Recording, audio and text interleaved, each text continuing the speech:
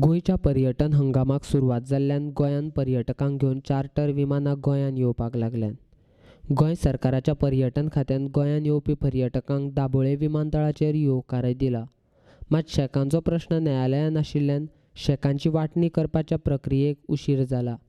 शेकांची वांटणी फाल्यां म्हळ्यार बुधवारा 30 तारखेक पर्यटन खातें करतलें. दक्षिण आनी उत्तर गोंयांतल्यान दर्यावेळेर शेकां उबारपा खातीर वट्ट 950 अर्ज पर्यटन खात्या कडेन लोकांनी केल्यात. तातूंतले उत्तर गोंयान शेक उबारपा खातीर 758 अर्ज आयल्यात, जाल्यार दक्षिण गोंयांतल्यान दर्यावेळेर शेकां उबारपा खातीर 192 अर्ज आयल्यात, अशी माहिती पर्यटन खात्या कडल्यान मेळ्ळ्या. बुधवारा दिनांक 30 तारखेक पर्यटन खातें सोट्ट काडून शेकां उबारपा खातीर परवानगी दिवपाक सुरवात करतलें.